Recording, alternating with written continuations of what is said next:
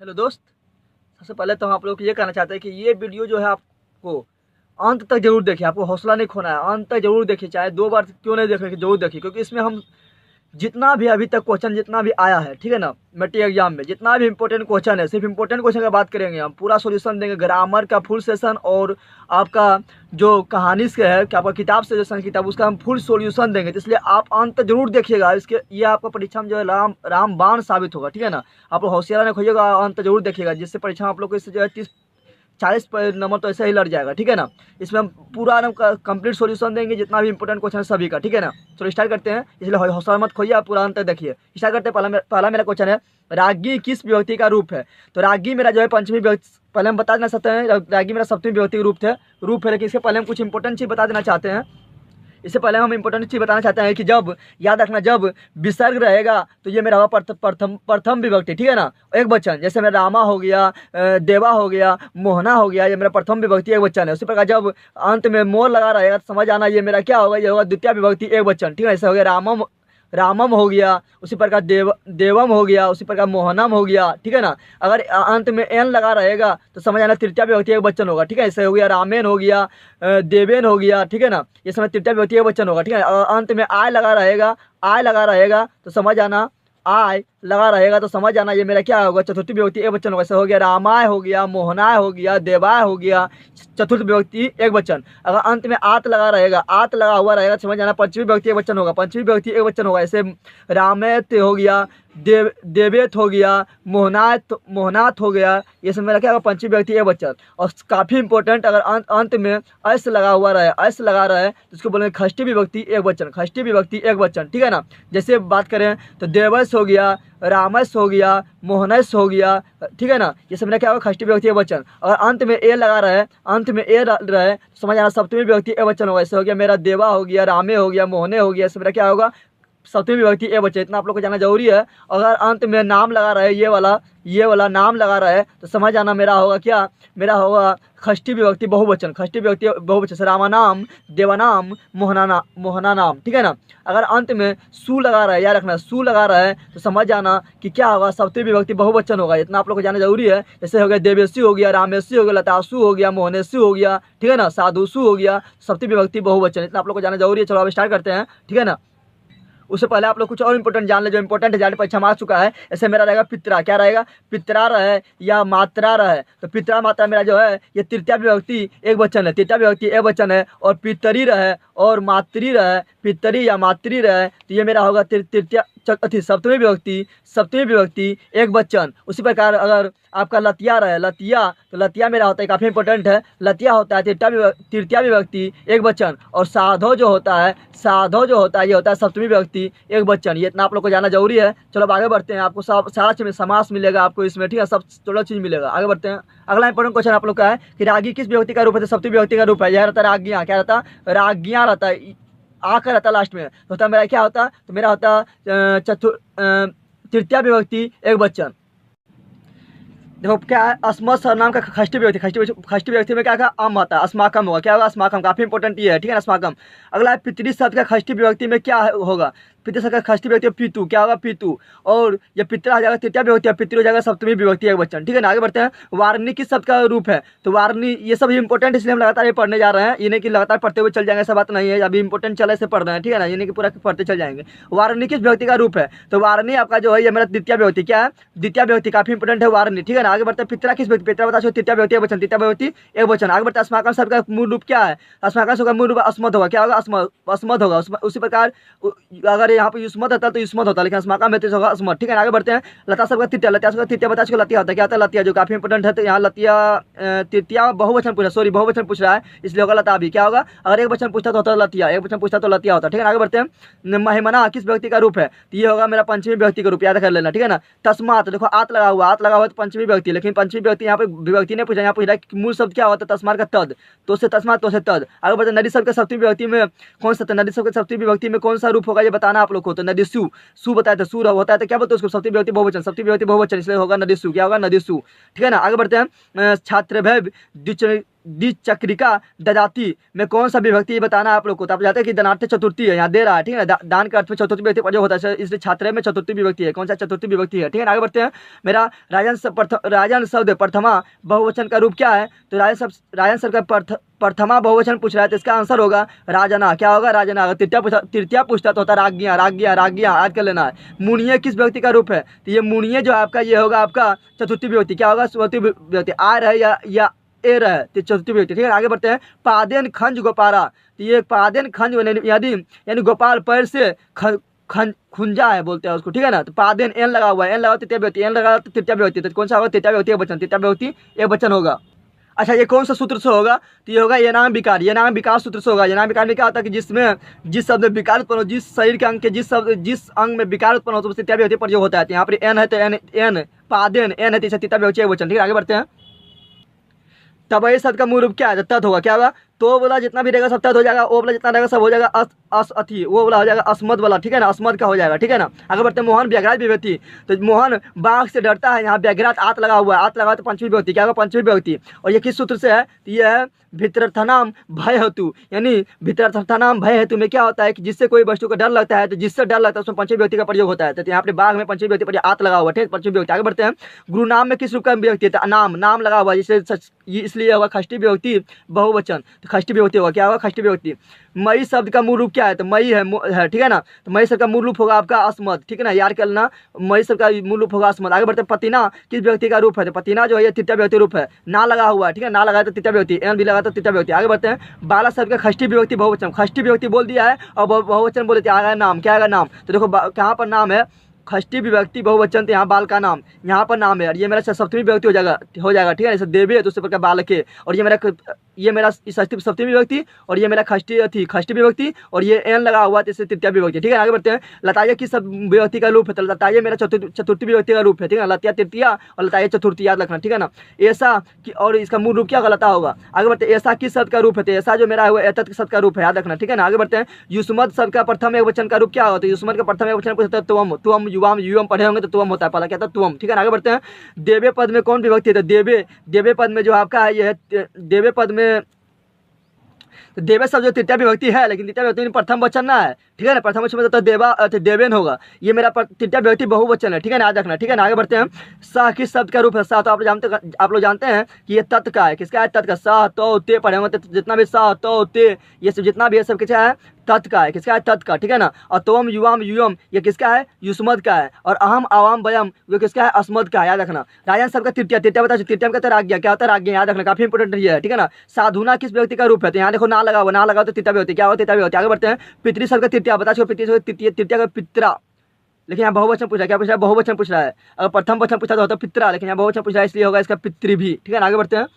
आगे इंपॉर्टेंट है। भवामी किस धातु का रूप है, तो भवामी है भू का, किसका है, भू का। आमी आवा आमा, और ये क्या हो जाएगा, हो जाएगा अन पुरुष, और ये हो जाएगा प्रथम वचन, ठीक है ना। आमी आवा आमा भू का है, किसका है, भू का। जही किस लगा, जही बोले या देही बोले, या जही बोले या देही बोले या बोले गच्छ, ये होता है लोट लकार प्रथम पुरुष मध्यम, लोट लकार मध्यम पुरुष एक वचन, याद रखना। फिर बोल रहे हैं, काफी इंपॉर्टेंट है। जही बोले या देही बोले या आपका बोले गच्छ, जिसमें कुछ नहीं लगा हो तो वो होता है लोट लकार मध्यम पुरुष एक वचन, काफी इंपॉर्टेंट, ठीक है ना। आगे बढ़ते हैं। पठेजु किस लकार का रूप है, तो आप पढ़े होंगे एतम एयु होता है बिदलिंग में, किसमें होता है, एतम एयु एतम एत, तो बिदलिंग में होता है, किसमें होता है, बिदलिंग में। डी नंबर सही होगा। आगे बढ़ते हैं।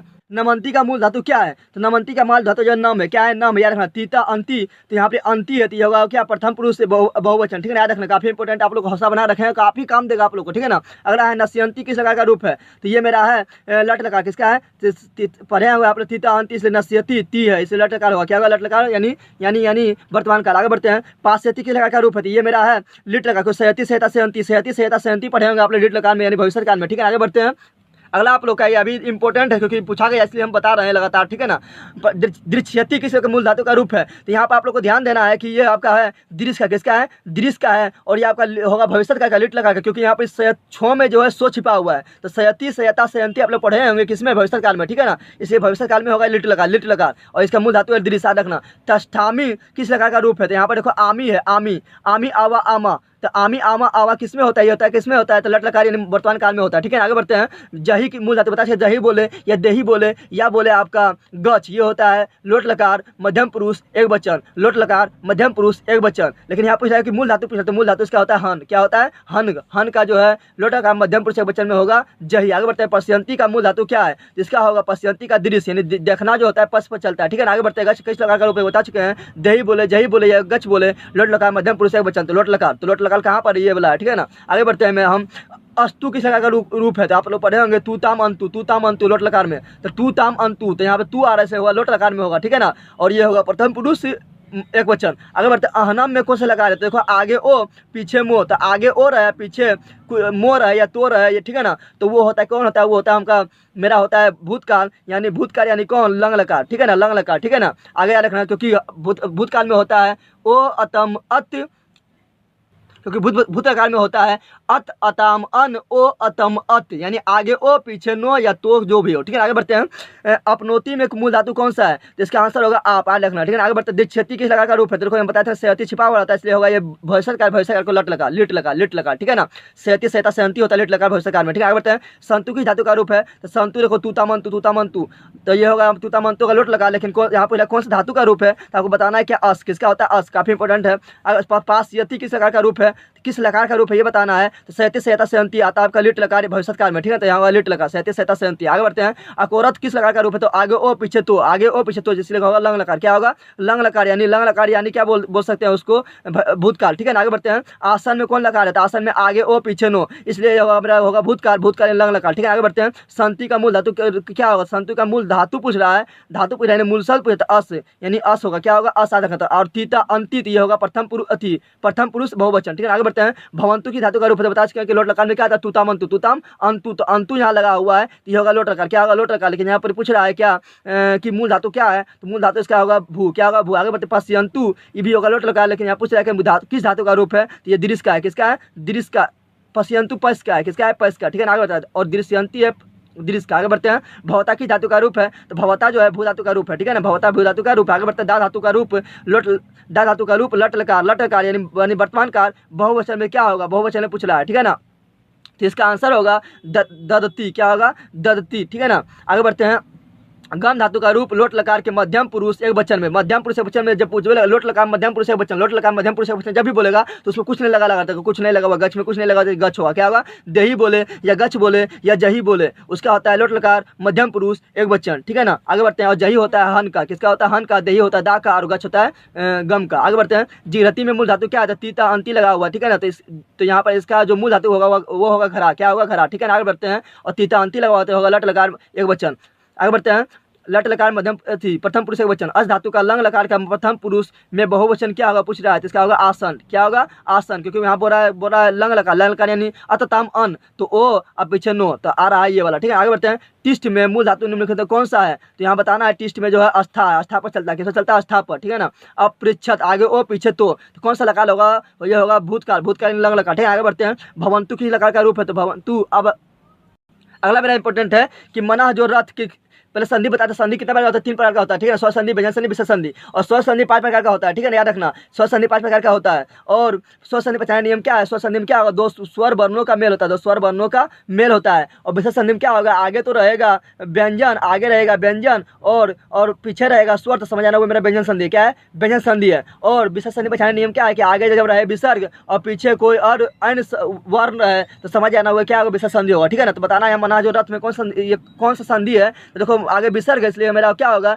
ये मेरा होगा क्या विशेष संधि होगा। लेकिन मना जो रथ से क्या बनेगा, तो मनोरथ बनेगा, क्या बनेगा मनोरथ। तो देखो मनोरथ यहाँ पर है। ठीक है ना, और विसर्ग होना चाहिए लास्ट में। ठीक है ना, आगे बढ़ते हैं। नैनम का संधि विच्छेद क्या होगा, तो नैनम के संधि विच्छेद होगा आपका नय जोर अनम, नय जोर अनम, यो बदल जाता है ए में, यो बदल जाता है ए में, याद रखना। ठीक है ना, और ये मेरा कौन सा संधि है, तो ये मेरा है अयादि संधि। ठीक है, आगे बढ़ते हैं। ओ जोर ई से मेल का नया बन क्या बनेगा, तो ओ और ई का मिलाएंगे तो बनेगा ए, और अगर ई और ओ हो जाएगा तो हो जाएगा यू। ठीक है ना, ओ जोर ई तो ए और ई जोर ओ बोलेगा तो होगा यू। आगे बढ़ते हैं। और ये मेरा कौन सा संधि, ओ जोर ई, ये मेरा गुण संधि, क्या है गुण संधि, ए बनता है। यदि अगला मेरा इंपॉर्टेंट है, यदि अपी किस संधि का रूप है, यदि जोर अपी, यदि जोर अपी, देखो आगे क्या है हर्षिकर है, हर्षिकर है, पीछे क्या है ओ है, तो स्वर का मेल हो रहा है, इसलिए होगा स्वर संधि, क्या होगा, और इसका बनेगा यद्यपि, क्या बनेगा यद्यपि। आगे बढ़ते हैं हम इंपॉर्टेंट क्वेश्चन की ओर।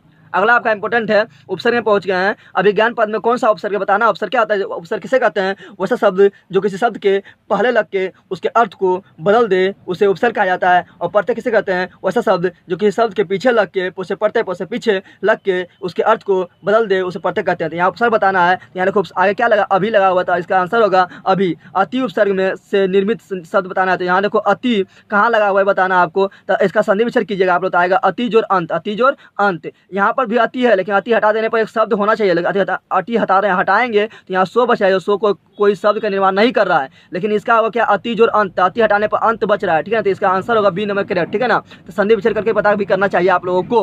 अगर बढ़ते व्याकरण में कौन सा अवसर था, बी। तो व्याकरण का संधि विच्छेद करिए तो बी जोर आकरण, बी जोर आकरण, तो बी आ रहा है, कौन आ रहा है, बी। आगे बढ़ते हैं मेरा इंपॉर्टेंट क्वेश्चन की ओर। यहाँ पर इंपॉर्टेंट क्वेश्चन है नीचे है, नी उपसर्ग में कौन सा शब्द बनेगा बताना है। तो नी उपसर्ग से कौन सा शब्द बनेगा, यहाँ ध्यान देना है कि देखो नी हटाने पर जरन बचेगा, जरन को शब्द नहीं है। ये मेरा यहाँ पर नीर उपसर्ग है, क्या है, नोहर्सी का ऊपर नीर है, ठीक है ना। यहाँ पर मेरा क्या है, यहाँ पर नीच उपसर्ग है। यहाँ पर क्या है, यहाँ देखो योग, योग बचेगा, नी हटा देंगे तो योग बचेगा, इसलिए नी मेरा यहाँ पर उपसर्ग है, नी उपसर्ग क्या है, नी उपसर्ग है, ठीक है ना। यहाँ पे नीर उपसर्ग है, नीर है, नी नहीं नीर है। आगे बढ़ते हैं पराजय में कौन सा उपसर्ग है, सिंपल से पराजय में क्या है, पराउपसर्ग है, क्या है, पराउपसर्ग है। आगे बढ़ते हैं नी उपसर्ग में कौन सा शब्द नहीं बनेगा, पूछा नहीं बनेगा। तो नियोग बन रहा है, नी हटा दो तो योजन बन रहा है। यहाँ पर देखो नी हटा दो तो क्या बन रहा है, रोध बन रहा है, लेकिन नीर यहाँ नीलाकार में क्या है, नीर उपसर्ग है, नीर उपसर्ग है, तो ये नहीं बनेगा। आगे बढ़ते हैं पराउपसर्ग क्या योग से कौन सा शब्द बनेगा बताना है। तो यहाँ ध्यान देने वाली बात है, पराउपसर्ग से कौन सा योग से कौन सा शब्द बनेगा।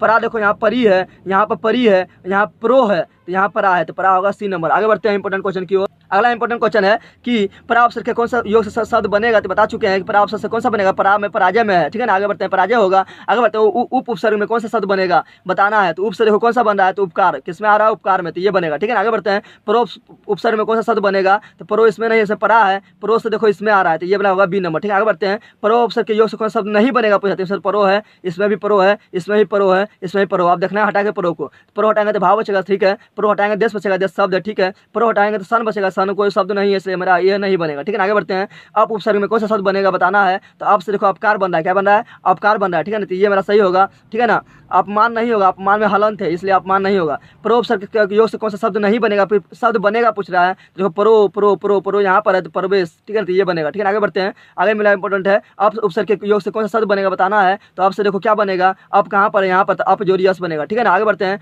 प्रसार शब्द में कौन सा उपसर्ग लगा है, तो प्रसार में प्रो लगा हुआ है, क्या लगा, प्रो। तो आगे बढ़ते हैं अगला मेरा है किस शब्द में बी उपसर्ग नहीं है बताना है। तो बी जोर अर्थ इसमें बी है, बी जोर शेष इसमें है, बी जो राम इसमें है, लेकिन इसमें नहीं है, ठीक है ना। आगे बढ़ते हैं पराज उपसर्ग से कौन सा शब्द बना है बताना है। परा से पराजय बना है। आगे बढ़ते हैं क्वेश्चन की ओर। आप लोग हिम्मत रखिए, पूरा वीडियो को देख लीजिए, आप लोग को काफी काम देगा, ठीक है ना। आगे बढ़ते हैं रामबाण साबित होगा आप लोग के लिए। प्रति उपसर्ग से कौन सा शब्द बना है, प्रतीक खोना है, प्रति इसमें भी है, प्रीति इसमें है, इसमें प्राति है, तो प्रति मेरा ये बन रहा है, ठीक है। आगे बढ़ते हैं उप उपसर्ग में कौन सा शब्द बनेगा बताना है। उप मेरा इसमें तो ये बनेगा, ठीक है। आगे बढ़ते हैं इंपॉर्टेंट क्वेश्चन की ओर। अगला मेरा इंपॉर्टेंट क्वेश्चन है कि अक्तवा गत्वा में कौन सा प्रत्यय है। तो गत्वा में यहाँ पर तवा हटाओ, उसको को लगा लो, तो कत्वा प्रत्यय होगा, क्या होगा, कत्वा। जहाँ कत्वा लगा रहेगा तो को छिपा हुआ रहेगा, ठीक है। आगे बढ़ते हैं गच्छन्तम बालक पश्य लेखांकित पद में प्रयुक्त प्रत्यय है, तो इसमें है सत्री प्रत्यय, ठीक है ना। अंतर जहाँ तम जहाँ लगा रहा समझना सत्री प्रत्यय होगा, ठीक है ना। मानवा पद में किस तद्धिति प्रत्यय का प्रयोग, काफी इंपॉर्टेंट है, काफी इंपॉर्टेंट। मानवा जैसे अंत में आए अवह तो समझ आना वो क्या होगा, अन प्रत्यय, क्या होगा, अन प्रत्यय। जैसे होगा वैष्णवा तो अन प्रत्यय, मानवा तो अन प्रत्यय, सेवा तो अन प्रत्यय, दानवा तो अन प्रत्यय, काफी इंपॉर्टेंट है। अगला मेरा है किशोरी पद में कौन सा स्त्री प्रत्यय। तो किशोरी में आपका ढींच है, क्या है, ढींच है, ढींच बता देते हैं। और किसी किस्म होता है, जैसे अज का स्त्रीलिंग होता है अजा, मुसिका मूसक का स्त्रीलिंग होता है मुसिका, छठ का स्त्रीलिंग होता है चटका। ये सब में है क्या प्रत्यय, इसमें है टाप प्रत्यय, टाप प्रत्यय आ रहेगा समझना, टाप प्रत्यय। अजा मुसिका चटका सरला आ रहेगा तो टाप प्रत्यय, ठीक है ना। और काफी इंपॉर्टेंट एक बात याद रखना है कि इंद्रानी, इंद्र का स्त्रीलिंग रूप इंद्रानी और वरुण का स्त्रीलिंग रूप वरुणानी, ये दोनों में जो होता है ढींस प्रत्यय होता है, क्या होता है, ढींस प्रत्यय, याद रखना ढींस प्रत्यय। और नर का होता है स्त्रीलिंग रूप नारी, और नारीम जो होता है उसमें होता है ढीन प्रत्यय, याद रखना। नारीम जो होता है उसमें होगा ढीन प्रत्यय, क्या होगा, ढीन प्रत्यय, याद रखना है, ठीक है ना।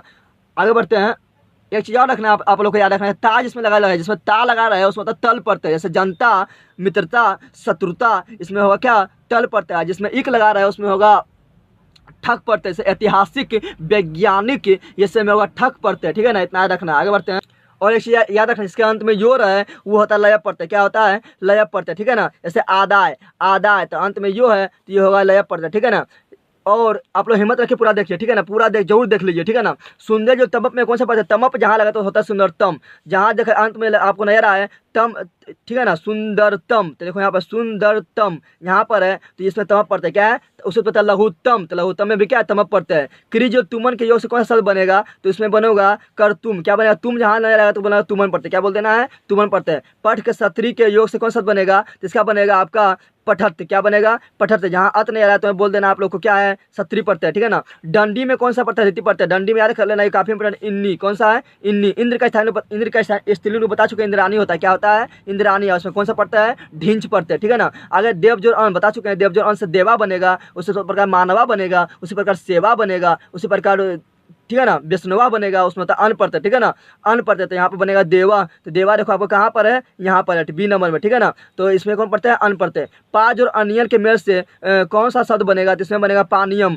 और जहाँ आपको आए इयम, तो समझ आना वो अनियन पढ़ते होगा, ठीक है ना। आगे बढ़ते हैं, अगला मेरा है पथ जो अक्तुबा में कौन सा शब्द बनेगा, तो को खत्म हो जाएगा, बनेगा पथित्वा, पथित्वा कहाँ पर आपका है, यहाँ पर है, ठीक है ना, बी नंबर में, इसमें कौन सा पढ़ते हैं, अक्तुबा पढ़ते हैं। आगे बढ़ते हैं, इंपॉर्टेंट, वर्ष का स्त्रीलिंग रूप क्या होगा, तो वर्ष स्त्रीलिंग रूप होगा, आ लगा दो तो वत्सा, वत्सा आ लगा देना, वत्सा, ठीक है ना, इसमें होगा टाप पड़ता है। आगे बढ़ते हैं, नदी में कौन सा स्त्रीलिंग पड़ता है, काफी इंपोर्टेंट, नदी में कौन सा स्त्रीलिंग पड़ते होता है, तो बी नंबर ढींच पड़ते, क्या होता है, इंद्र में ढींच पड़ते, इंद्राणी में ढींच पड़ते, वरुणानी में ढींच पड़ते, किशोरी में ढींच पड़ते हैं, नदी में ढींच पड़ते हैं। अगर लघु जो तरफ से क्या बनेगा, तो सुंदर जो तमप से बना है सुंदरतम, तो लघु जो तरफ से बनेगा लघुत्तम, ठीक है ना, तो आगे याद रखना है, ये बनेगा लघुत्तरम। आगे बढ़ते हैं, सेफ जो चाणच का योग से कौन सा शब्द बनेगा, तो ये बनेगा आपका सेवामान, ठीक है ना। आगे बढ़ते हैं, राघवा, वैष्णवा, सेवा, दानवा, ये सब क्या होता है, अन पड़ता है, इसमें भी होगा अन पड़ता है, तो इसमें होगा अन पड़ता है, ठीक है ना। मूसक का स्त्रीलिंग बता चुके, मूसक का स्त्रीलिंग होता है मूसिका, का लगता है, ठीक है ना, आ, तो आ मतलब टाप पड़ता है, तो यहाँ पर होगा मूसिका, बी नंबर, ठीक है ना। आगे इंद्राणी में कौन सा स्त्री पड़ता है, ढींच बता चुका, ढींच है,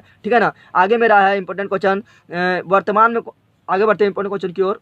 आप पहुंचे, हम समाज से पहुंच रहे, समाज में पहुंचने पहले हम पहले बताना चाहते हैं आप लोगों को कि समाज का कितना भेद होता है, 6 भेद होता है, कितना होता है, 6 भेद होता है। अब विभाव समास, तत्पुरुष समास, कर्मधारय समास, द्विगु समास, द्वंद्व समास, और लास्ट होता है बहुब्रीहि समास। अब विभाव समास पहचानने का नियम क्या है, कि आगे रहेगा क्या, उपसर्ग रहेगा, समझना। अब विभाव समास यथा शक्ति, तो यथा क्या है, आगे उपसर्ग, तो यथा शक्ति मेरा हुआ अविभाव समास, ठीक है ना। आ जन्म, तो जन्म से पहले आ मेरा उपसर्ग, इसलिए मेरा आ जन्म क्या हुआ, अविभाव समास। उसी प्रकार द्वंद्व समास पहचानने का नियम क्या है, द्वंद्व समास में दोनों पद प्रधान होता है, जैसे बोलेंगे माता पिता, दाल भात, भाई बहन, गौरी शंकर, सीताराम, ये मेरा द्वंद्व समास होगा। द्विगु समास पहचानने का नियम क्या है, द्विगु समास में आगे रहेगा संख्या, क्या रहेगा संख्या, जैसे बोलेंगे त्रिभुज, त्रिभुज में त्रि मतलब 3, पंचवटी, पंचवटी में 5, पाँच मतलब 5 मतलब 5। उसी प्रकार रहेगा आपका चतुर्भुज, चतुर्भुज में 4, चतुर्भुज मतलब 4, तो आगे संख्या रहेगा तो द्विगु समास। उसी प्रकार आपको बताएं कर्मधारय समास पहचानने नियम क्या, कर्मधारय समास में तुलना क्या है, तो तुलना कर देगा, ठीक है। जैसे बोलेगा कमल नयन, तो नयन कैसा है, कमल की तरह है। महापुरुष, पुरुष के साथ तो महान है।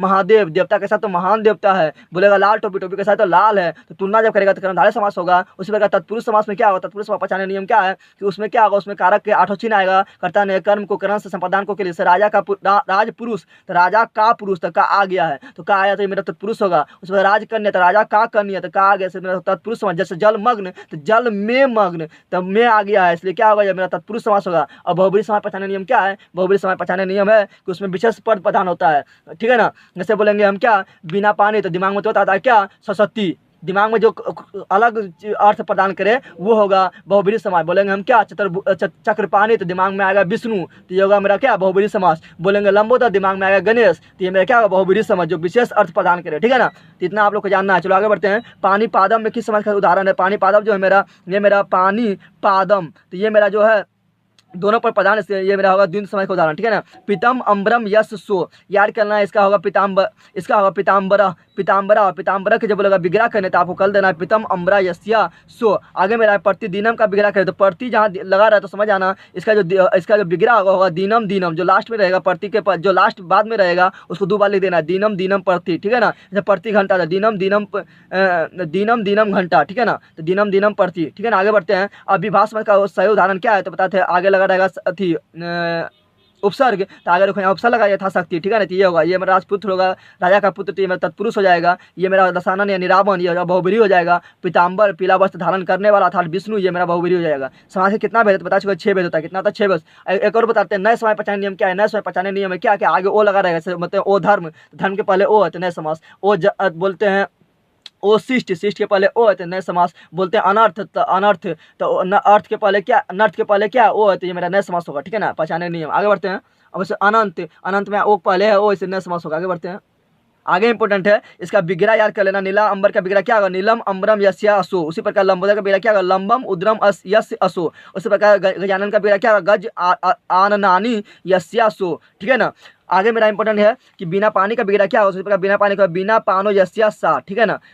और ये मेरा बहुब्रीहि समास है। आगे बढ़ते हैं। आगे आपका इंपॉर्टेंट है, बता देना चाहते हैं जो काफी इंपॉर्टेंट है, किसी क्रिया विशेषण शो का कहेगा व्याख्या करें, तो जो क्रियाओं को विशेषता बतलाता है उसे बोलते हैं क्रिया विशेषण कहते हैं। और क्रिया विशेषण में क्या होता है, क्रिया विशेषण में होता है आपका द्वितीय विभक्ति प्रयोग होता है। जैसे यहाँ पर क्या है, इसका बोल कराने के द्वितीय विभक्ति का व्यवहार किया जाता है। ऐसे बोलेंगे क्या, मंदम मंदम, हवा जैसे बहता है तो मंदम मंदम में द्वितीय विभक्ति प्रयोग। उसी प्रकार यहाँ पर है कुमारा तिरुवम धवंत, तिरुवम धावती, तो तिरुवम में क्या है, द्वितीय व्यक्ति प्रयोग हुआ है, ठीक है ना। और कैसा दौड़ रहा है, तो तेज से दौड़ रहा है, तो तेज इसका विशेषता बताते हैं, तो ये मेरा क्या हुआ, विशेषण हुआ, क्रिया विशेषण, ठीक है ना। आगे बढ़ते हैं। आगे आपका इंपॉर्टेंट है काल धरनो तयंत संयोग द्वितीय, ठीक है ना। इसमें भी काफी इंपॉर्टेंट है कि कालवाचक और मावाचक शब्दों में, ये इंपॉर्टेंट नहीं है। आगे बढ़ते हैं। यह इंपॉर्टेंट है, यनांग विकार। यनांग विकार में क्या होता है कि जिन अंगवाचक शब्दों में विकार होने से अंग विकृति हो जाता है, शरीर के जिस अंग में अंगवाचक शब्द में विकार होने से अंग मतलब विकलांग हो जाता है, अंगी विकृत माना जाए, उन अंगवाचक शब्दों में तृतीय विभक्ति प्रयोग होता है। जैसे अच्छा ना, काना, वो कान से क्या है, अच्छना है, ठीक है ना। कर्णन बधिरा, एन लगा हुआ तृतीय विभक्ति, वो कान से बहरा है, कौन सूत्र से, एनांग विकार से। पादेन खंज, वो पैर से कैसा है, खुंजा है, खंज है, ठीक है ना। तो एन लगा हुआ तृतीय विभक्ति और कौन सूत्र से, एनांग विकार से। मंथरा पृष्ठन, वो पीठ से क्या है, पीठ, मंथरा क्या है, पीठ से क्या था, कुब्बा जो निकल जाता है, तो यहाँ एन लगा हुआ है, तृतीय विभक्ति प्रयोग होगा, ठीक है ना। आगे बढ़ते हैं। इंपॉर्टेंट क्वेश्चन मेरा है सहार्ते तृतीया। सहार्ते तृतीया इंपॉर्टेंट क्वेश्चन है कि सह अर्थ वाले जितना भी धातु है, साकम सार्धम समम, सब में क्या तृतीय विभक्ति प्रयोग होता है। और किसमें तृतीय विभक्ति प्रयोग होता है, जिसके साथ बोला जाए। जैसे क्या बोलते हैं कि राम के साथ सीता वन जाती है, तो राम के साथ, तो राम में होगा तृतीय विभक्ति प्रयोग, और एन लगा हुआ तो पहचान जाएंगे क्या तृतीय विभक्ति है, तो रामेन सा सीता वनम गच्छति, ठीक है ना। उसी प्रकार पिता पुत्र के साथ जाता है, पुत्र के साथ पिता जाता है, तो पिता पुत्रेन सह आगत, जो है पुत्र, जो है पुत्र के साथ पिता आता है, ठीक है ना। आगे बढ़ते हैं। मेरा इंपॉर्टेंट है सहयुक्त प्रधान। सह अर्थ वाला, सह के अर्थ वाले शब्दों को योग में अप्रधान में तृतीय विभक्ति का प्रयोग होता है, यह भी याद रखना। पुत्रेन सह आग्रता पिता। आगे बढ़ते हैं। आगे इंपॉर्टेंट है दानार्थ चतुर्थी, यानी दान के अर्थ में चतुर्थी विभक्ति का प्रयोग होता है। किसमें चतुर्थी विभक्ति का प्रयोग होता है, जिसे कोई वस्तु दान स्वरूप दिया जाए उसमें, जैसे हम भिक्षुक को दिए भिखारी को दिए दान, तो भिखारी में चतुर्थी विभक्ति प्रयोग करेंगे, ठीक है ना। उस प्रकार निपरा विप्रा, आय लगा हुआ है, चतुर्थी विभक्ति, आय लगा हुआ है, चतुर्थी विभक्ति। तो राजा जो है विप्रा यानी भिखारी को धन प्रदान करता है, तो निपरा विप्राय धनम ददाति, तो यहाँ विप्रा में चतुर्थी विभक्ति का प्रयोग हुआ है, कौन से, धनार्थ चतुर्थी से। उसी प्रकार अगला इंपॉर्टेंट है रुचिया अर्थनामा। रुचि अर्थनामा प्रियमाना, यानी रुचि धातु के अर्थ में जिसे कोई वस्तु अच्छा लगता है उसमें चतुर्थी विभक्ति का प्रयोग होता है, जिससे अच्छा लगेगा उसमें चतुर्थी विभक्ति का प्रयोग होगा, ठीक है ना। जैसे हरिये लोचते भक्ति, तो हरि को जो है भक्ति अच्छा लगता है, तो हरि को लग रहा है, इसलिए हरि में जो है चतुर्थी विभक्ति का प्रयोग हुआ, किससे, तो रुचि अर्थनाम प्रियमाना सूत्र से। उस प्रकार मोहनाय मोदकम लोचते, तो मोहन को लड्डू अच्छा लगता है, तो मोहन को अच्छा लग रहा है, तो मोहन में चतुर्थी विभक्ति का प्रयोग होगा, इसलिए होगा मोहनाय, तो आ लग गया चतुर्थी विभक्ति। आगे बढ़ते हैं इंपॉर्टेंट की ओर। अगला इंपॉर्टेंट आपका है अपदाने पंचमी, यानी जब अपदान होगा, जब जुदाई होता है, तो जिससे जुदाई होता है उसमें पंचमी विभक्ति प्रयोग होता है। जैसे अपदान कारक में पंचमी विभक्ति प्रयोग होता है, जैसे वृक्ष पत्ता गिरती है, वृक्ष पत्ता गिरता है, तो वृक्ष से अलग हो रहा है, तो वृक्ष में पंचमी विभक्ति प्रयोग होगा। हम बता चुके हैं कि आत लगा है तो समझ आना पंचमी विभक्ति होगा, तो वृक्षात, आत लगा पंचमी विभक्ति है, तो ठीक है, तो वृक्षात पतरानी पतंती, ठीक है, तो यहाँ पर पंचमी विभक्ति प्रयोग हुआ अपदाने पंचमी सूत्र से। उसी प्रकार मेरा अगला इंपॉर्टेंट क्वेश्चन है मेरा ध्रुव, ये भी इंपॉर्टेंट है, ठीक है ना, कि जब कोई अटल रहे और उससे अलग हो जाए तो उसमें क्या होता है, उसमें आपका होता है प्रयोग होता है पंचमी विभक्ति का प्रयोग होता है।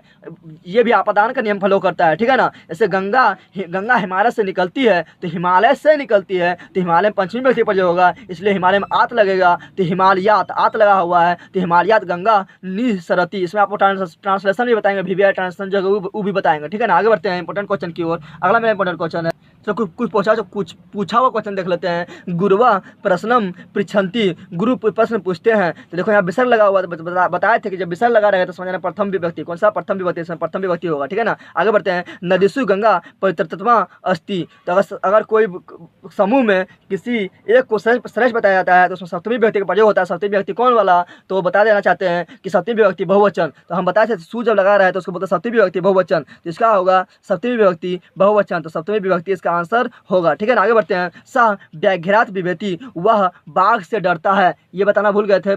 इसका सूत्र होता है क्या? भित्रथनाम भय हेतु, यानी भय धातु के अर्थ में जिससे कोई वस्तु, जिससे कोई प्राणी डरता है उसमें पंचमी विभक्ति प्रयोग होता है। तो यहाँ सह व्याघ्रात विभेति, तो यहाँ बाघ से डरता है तो बाघ में पंचमी विभक्ति प्रयोग करेंगे, तो बाघ में लग गया आत, आत मतलब पंचमी विभक्ति, तो सह व्याघ्रात विभेति, वह बाघ से डरता है, ठीक है। कौन सा सूत्र से? तो भित्रथनाम भय हेतु, जिसका और इसमें होगा कौन सा? पूछ रहा है कि पद में किस लकार का प्रयोग हुआ है, इसमें लकार का प्रयोग हुआ है कौन सा? सह मेरा है क्या? लट लगा, ठीक है। आगे बढ़ते हैं। आगे मेरा है रामेण सह सीता वनम गतवती, तो इसमें बता चुके हैं सहार्ते तृतीया, तो सहार्ते तृतीया सूत्र से होगा। इसमें अति रामेण में एन लगा हुआ है, तृतीया विभक्ति का प्रयोग, ठीक है। आगे बढ़ते हैं। मेरा इंपॉर्टेंट है अपादान कारक में किस विभक्ति का प्रयोग होता है? तो अपादान कारक में होता है पंचमी विभक्ति प्रयोग, क्योंकि जहाँ जिससे जुदाई होता है, इससे गंगा हिमालय से निकलती है तो हिमालय से जुदाई हो रहा है तो गंगा हिमालयात, आत लग गया पंचमी विभक्ति, ठीक है ना। आगे बढ़ते उसी प्रकार बोलेंगे क्या? वृक्ष से पत्ता गिरता है तो वृक्षात पत्राणी पतंती, तो वृक्ष से अलग हो रहा है तो वृक्षात में लग गया, वृक्ष में लग गया आत, तो पंचमी विभक्ति लग गया वृक्षात पत्राणी पतंती।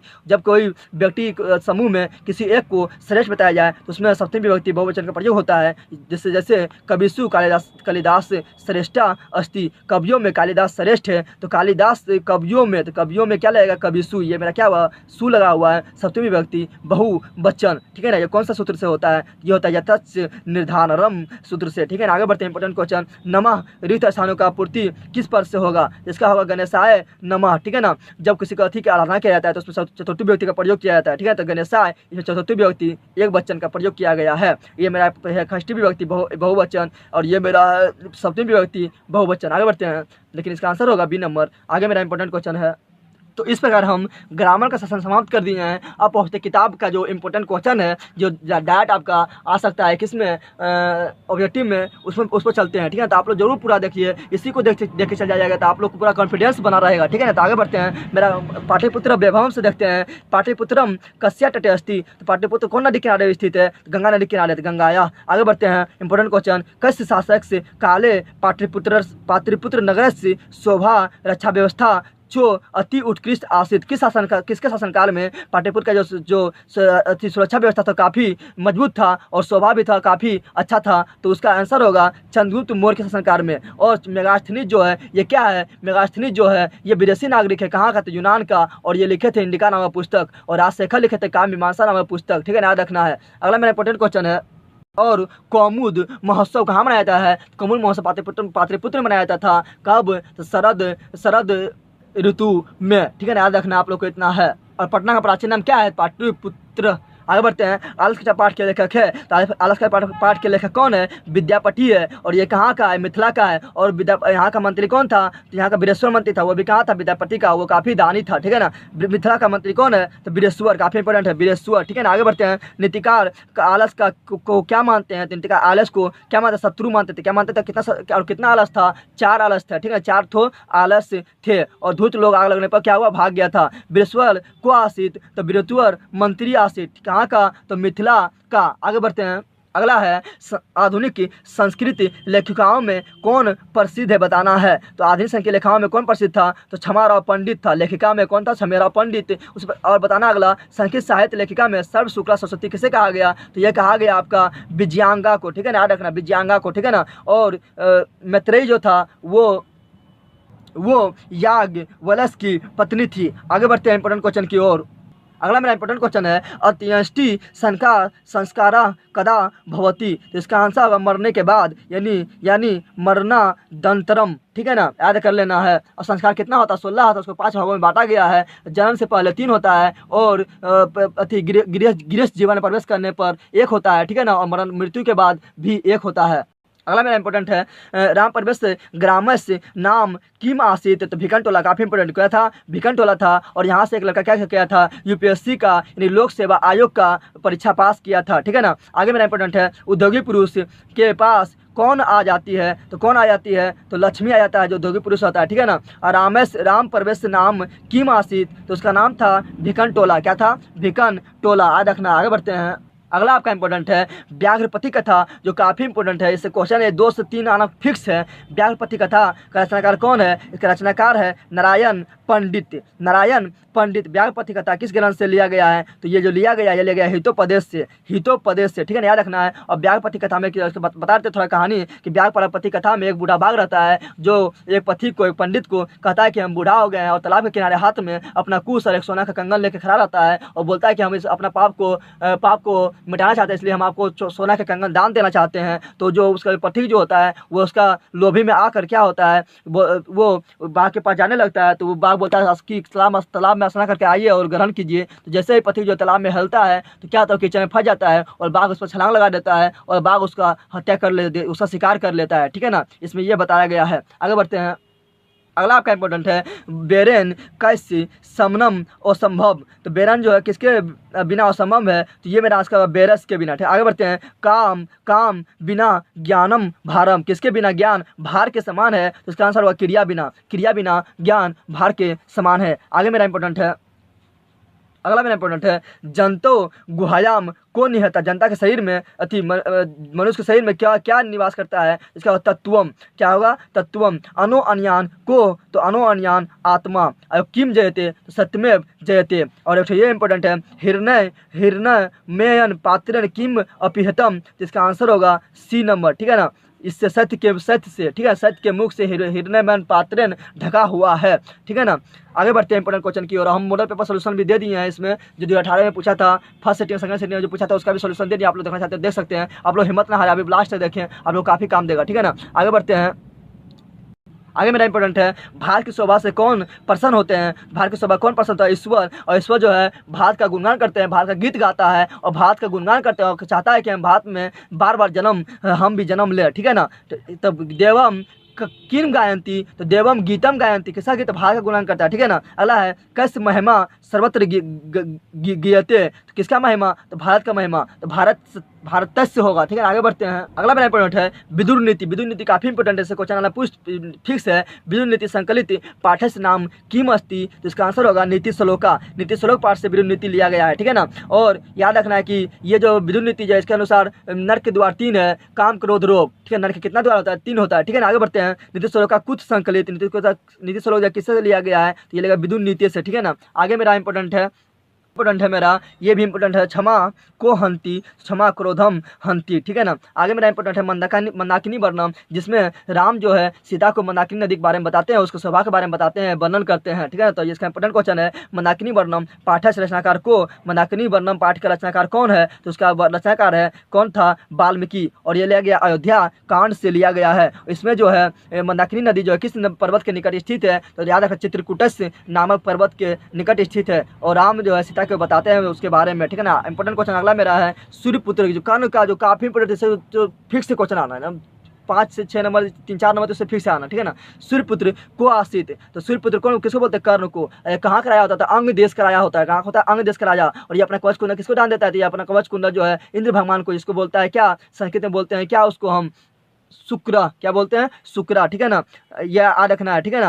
अगला इंपॉर्टेंट क्वेश्चन है काल पर्याता को क्षयम भवती, तो काल के अनुसार कौन नष्ट हो जाता है, तो शिक्षा, क्या होता है, शिक्षा। आगे बढ़ते हैं। आगे मेरा इंपॉर्टेंट है को महत्रम भिक्षा याचे, कौन जो भिक्षा मांग रहे थे, तो इसका आंसर होगा सकरा यानी इंद्र। कौन, इंद्र, सकरा यानी। अगला इंपॉर्टेंट है अंग राजा नो दातव्यम, जब अंगराज अपना कवच कुंडल दान दे रहा था तो उसमें उसको बोल रहा था क्या, कौन बोल रहा था कि मत दो नो दातव्यम, कौन बोल रहा था, बोल रहा था सलिया, जो वहाँ का स्त्री लोग था वो बोल रही थी, ठीक है, रोक रही थी।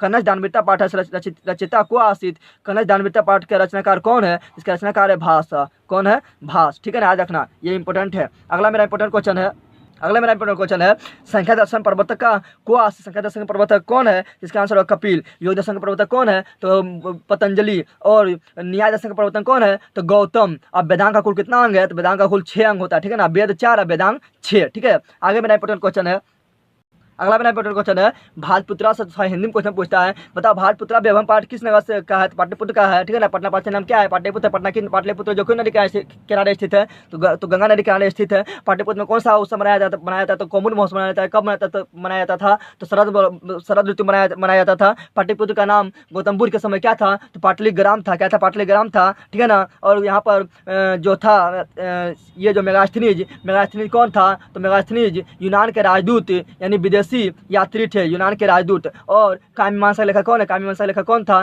काव्यमीमांसा लेखक कौन है? तो वीरेश्वर, ठीक है ना।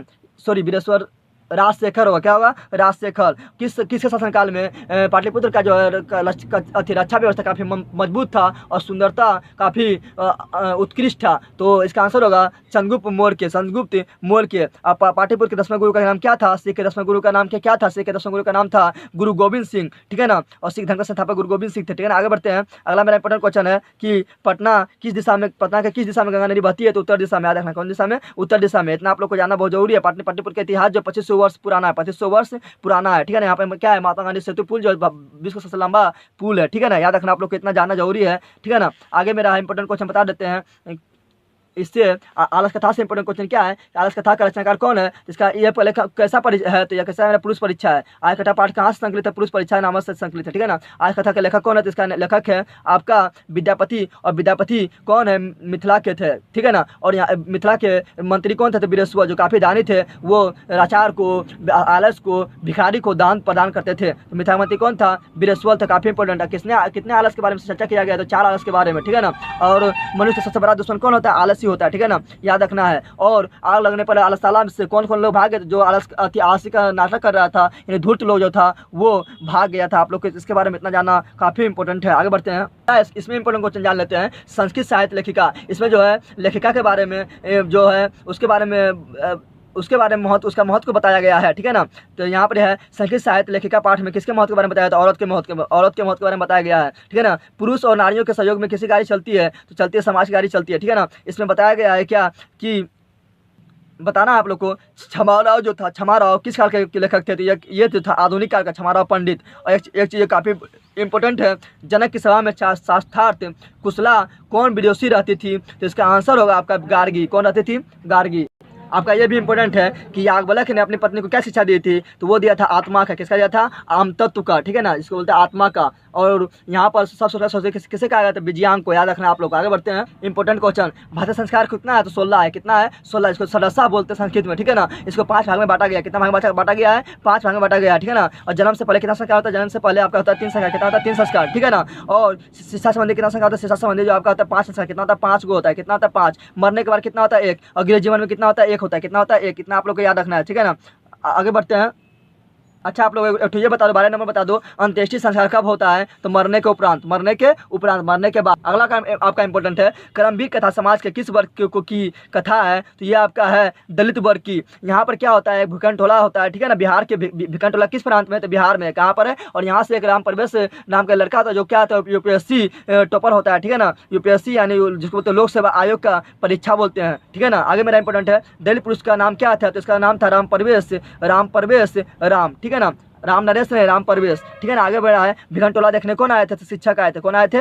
शिक्षक आए थे, ठीक है ना। और स्नातक परीक्षा में क्या किए थे? जो राम परवेश राम था वो टॉप स्थान लाया था, फर्स्ट स्थान लाया था। आगे बढ़ते हैं, इंपॉर्टेंट क्वेश्चन। अगला मेरा इंपॉर्टेंट क्वेश्चन है, आर्य समाज की स्थापना किसने की थी? तो आर्य समाज की स्थापना किया था स्वामी दयानंद सरस्वती, जो समाज सुधारक थे। तो कहाँ के और कब किया था? कहाँ पर किया था? तो मुंबई में, ठीक है ना। और स्वामी दयानंद सरस्वती को आर्य समाज का संस्थापक कहा जाता है। और ये आर्य समाज का स्थापना कब किया था? 1875 ईस्वी में ये आर्य समाज की स्थापना किया।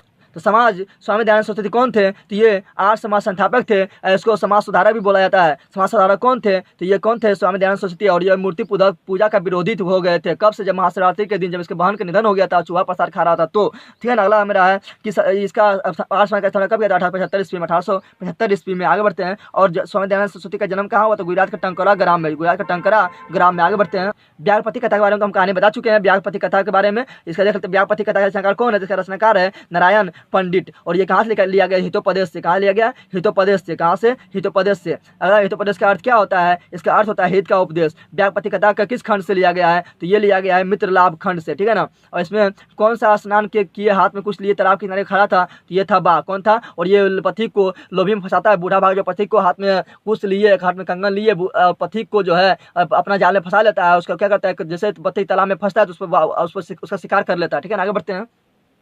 अगला आपका है विश्व शांति पाठ में किस वातावरण का चित्रण किया गया है? तो उसमें क्या है, शांति के बारे में चित्रण किया गया है, ठीक है ना। और आगे बढ़ते हैं। मंगलम पाठ जो काफी इंपोर्टेंट है।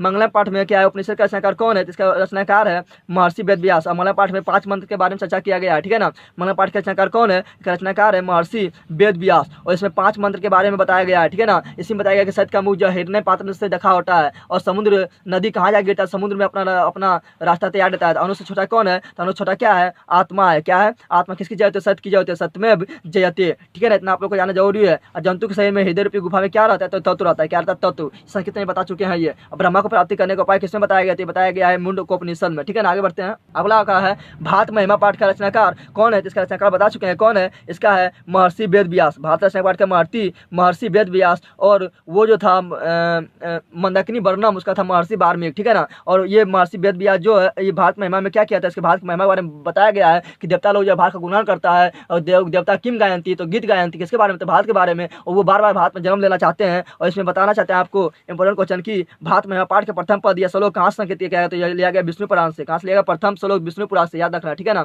आगे बढ़ते हैं इंपोर्टेंट क्वेश्चन की। मंदाकिनी वर्णम, इस बता चुके हैं मंदाकिनी वर्णम के लेखक कौन है? तो महर्षि वाल्मीकि। इसमें मंदाकिनी नदी के बारे में राम सीता को बताते हैं, उसका सुंदरता के बारे में बताते हैं। और मंदाकिनी नदी किस पर्वत के निकट स्थित है? तो चित्रकूटस नामक पर्वत के निकट, ठीक है ना। रामायण पाठ के रचनाकार कौन है? रामायण पाठ का रचनाकार कौन है? तो वाल्मीकि है, ठीक है ना। और ये लिया गया अयोध्या कांड से। आगे बढ़ते हैं। अब थोड़ा देख सकते हैं कनज दानवीरता पाठ कहाँ से लिया गया? तो कर्णभार से। कहाँ लिया गया? कर्णभार से। और कर्ण कहाँ रहा था? अंक रहा था। और ये अपना कवच कुंडल दान दे रहा था। किसको दे रहा था? तो इंद्र को दे रहा था। इंद्र को संस्कृत में क्या था? शक्र कहा जाता है। क्या कहा जाता है? शक्र कहा जाता है। बिच्छू बनकर कौन गया था? तो बिच्छू बनकर कवच कुंडल मांगने गया था, कर्ण मांगने गया था, इंद्र मांगने गया था। और इंद्र को शक्र कहा जाता है। और कर्ण किसका पुत्र था? कर्ण जो था वो सूर्य का पुत्र था, ठीक है ना। भास के कितना नाटक था? भास का 13 नाटक है। कितना है?